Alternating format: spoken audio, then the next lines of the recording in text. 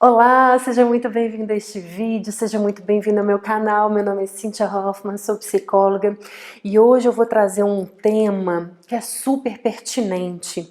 É um tema que eu vou trazer alguns exemplos para vocês, então eu tenho certeza que você vai se reconhecer em pelo menos um desses exemplos que eu trouxer, ou então até em vários. E ter o conhecimento sobre isso é o primeiro passo para você buscar pensamentos diferentes e atitudes diferentes também. Então, no vídeo de hoje eu vou falar sobre as distorções cognitivas ou erros cognitivos, que são maneiras distorcidas com que as pessoas interpretam as situações ao seu redor. São padrões de pensamento automáticos e eles podem ser entendidos como uma espécie de pensamento sabotador. É uma forma errada da gente interpretar uma determinada situação. Todos nós estamos sujeitos a essas distorções cognitivas, mas a gente observa frequentemente que pessoas ansiosas, pessoas depressivas apresentam muitos quadros dessas distorções. Há uma relação direta entre os nossos pensamentos, os nossos sentimentos, as reações emocionais e os comportamentos resultantes dessa relação. Nesse sentido, qualquer alteração em um desses componentes implica na alteração dos resultados de tudo que está envolvido nesse processo. É como se a gente tivesse um triângulo em que cada um desses vértices, o nosso pensamento, aqui a nossa emoção e aqui o nosso comportamento. Então, se a gente muda qualquer um desses vértices, a gente também altera os outros dois elementos.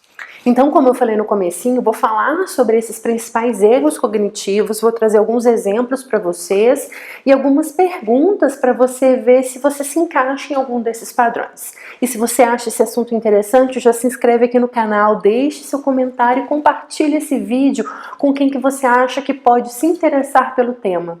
Toda semana eu trago um conteúdo bem especial para você. Espero que faça sentido.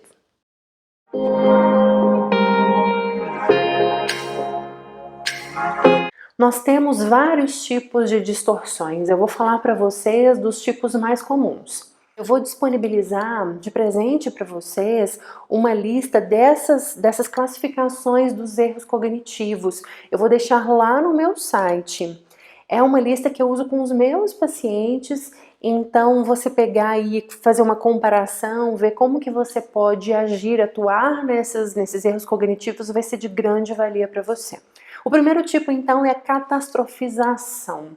Ocorre quando a gente prevê o futuro da forma mais negativa, mais catastrófica possível. E com isso vem também uma impossibilidade de lidar com essa situação. Você acaba prevendo desastres em vez de possibilidades mais reais.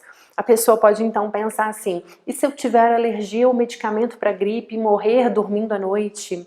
Acho melhor a gente não viajar de avião, vai que ele cai e a família inteira morre. E se eu falar uma bobagem naquela reunião, será o fim da minha carreira, será o fim do meu trabalho. Nesses exemplos que eu te dei, as pessoas não só antecipam coisas de forma negativa do futuro, mas elas tendem a catastrofizar ao máximo o que pode acontecer. Para você então refletir sobre se você está pensando dessa forma, se pergunte: será que eu estou concluindo o pior resultado possível dentro dessa situação? O segundo erro cognitivo é o raciocínio emocional ou emocionalização. É pensar que pode obter uma interpretação mais realista se guiando apenas pelos seus sentimentos. É como se você estivesse sentindo, e isso então é um sinal, é uma certeza de que aquele evento irá acontecer. Então é ter um pensamento que gera uma emoção e considerar essa emoção como uma justificativa de um acontecimento, como algo verdadeiro. Então a pessoa pode pensar assim: eu sinto que meus colegas estão rindo de mim quando eu não estou perto, sem ter nenhuma prova disso. Eu sinto que estou tendo um infarto, então isso é verdade. Para saber se você está se conduzindo pelo raciocínio emocional, se pergunte: eu estou guiando as minhas conclusões a partir do que eu sinto? Outro erro cognitivo é pensar de forma polarizada, do tudo ou nada. A pessoa acaba pensando em extremos opostos mutuamente excludentes. As coisas são boas ou ruins, ou você é um fracasso ou é perfeito.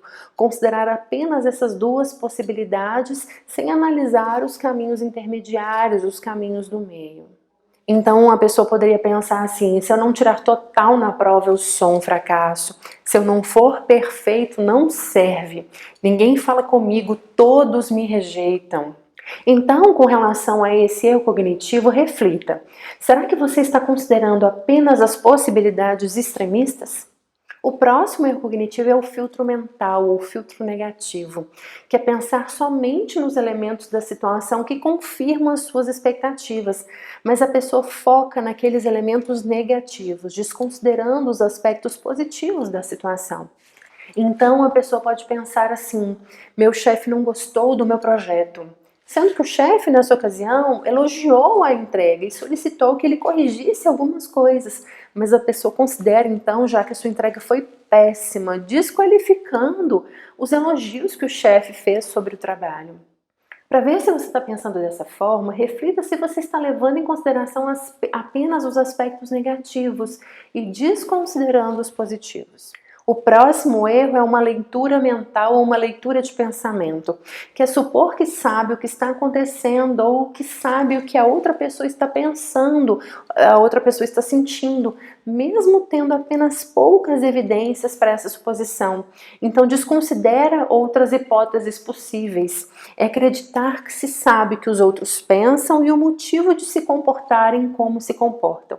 Então, um exemplo sobre isso é: o que ela quer me deixar é culpada e me fazer mudar de ideia, ou ela não falou comigo no corredor porque ela não gostou do meu trabalho, tenho certeza. Então se pergunte: eu estou tentando adivinhar o que o outro está pensando e sentindo? O próximo erro é a hipergeneralização, que é transformar em uma regra aquilo que foi vivenciado de forma específica. É generalizar para outras situações o resultado de uma situação então específica vivida anteriormente. E geralmente essa generalização são para os aspectos negativos. E é muito usado por pessoas que pensam dessa forma os termos como nunca, sempre, tudo ou nada. Então a pessoa pode pensar assim: eu nunca vou conseguir um bom emprego porque eu nunca vou bem nas entrevistas, ou a entrega dessa mercadoria não deu certo é porque eu nunca faço as coisas certas, ou a pessoa recebeu um fora de alguém, né, de quem ela estava afim, então ela pensa assim: eu não me dou bem com as mulheres, eu nunca vou arrumar uma namorada. Nesses casos, se pergunte: eu estou tirando conclusões gerais baseado em eventos específicos? A próxima distorção é a rotulação, que é pensar em termos de classificação das pessoas por aspectos restritos. Você pode tanto rotular outras pessoas como a si mesmo, não levando em consideração um contexto. Então a pessoa pode falar assim: sou incompetente porque não consegui fazer nada do que eu queria fazer hoje. Sou um perdedor. Ela é uma pessoa má porque não me ajudou naquela tarefa que eu pedi ontem. Então você ignora outras características suas ou de outras pessoas e leva em consideração uma parte e rotula essa parte como se fosse geral. Então, nesses casos, se pergunte: será que eu estou resumindo as minhas avaliações em um único termo, deixando de ter uma visão mais ampla sobre mim mesmo, sobre as situações, sobre as pessoas? O próximo erro mental que eu quero trazer com vocês é a desqualificação do positivo. A pessoa não considera os aspectos positivos que lhe acontecem. Mesmo quando ela teve uma participação ativa nesse processo, ela desmerece os aspectos positivos, atribuindo a sorte, ao acaso, a como se não tivesse feito nada mais do que a sua obrigação ou porque estava fácil. Então eu fui bem na prova porque estava fácil. Meu chefe está com pena de mim, por isso que ele está me elogiando. Você desqualifica as coisas positivas que você conquistou. Então, nesses casos, reflita: será que eu estou negligenciando os aspectos positivos e transformando-os em negativos? A próxima distorção é o imperativo, que é pensar de forma inflexível sobre como se deve ou não agir. E quando essas expectativas irracionais não são atendidas, você prevê consequências terríveis. Essa forma rígida de pensar pode ser tanto para você como também para as outras pessoas. E geralmente essa forma de pensar traz muita raiva. Então são pensamentos do tipo deveria, tenho que, eu devo ser perfeito para ser admirado, eu tenho que dominar todo esse conteúdo, eu não deveria estar sentindo ansiedade, eu não deveria estar sofrendo por essa bobagem. Então, nesses casos, reflita. Será que você está pensando em termos de deveres rígidos? O próximo é a autoculpabilização, que é pensar atribuindo a si responsabilidade por eventos que acontecem a outros e que não podem ser controlados por você, mas você acha que você é responsável por aquela situação. Então, por exemplo, o chefe estava de cara amarrada, e aí a pessoa pensa assim, eu devo ter feito alguma coisa errada, com certeza é minha culpa. A pergunta então para você refletir é, será que eu estou relacionando tudo o que acontece a mim? O outro erro cognitivo é a vitimização, que é pensar atribuindo responsabilidade a outros por coisas que lhe acontecem, que a pessoa não assume a sua própria parte na situação, ela não se responsabiliza. Então a pessoa se sente injustiçada, uma vítima das circunstâncias. Ele não me entende, estou me sentindo mal por culpa dele, meus pais causaram todos os meus problemas, as coisas dão errado para mim porque tem muita gente torcendo contra.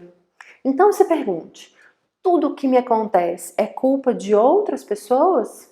Agora então, que a gente já identificou várias distorções cognitivas, identifique quais são os seus pensamentos mais presentes no seu dia a dia. Eles são uma distorção de qual tipo? Você consegue racionalizar ou questionar essa forma de pensar? Como eu falei no início do vídeo, esses erros de pensamento são muito frequentes em quadros de ansiedade. E cada vez que se identifica com sucesso um erro de pensamento, a ansiedade diminui, porque você é capaz de ver a situação atual de uma forma mais realista, ou pelo menos entender que existem outras possibilidades, outras formas de pensar.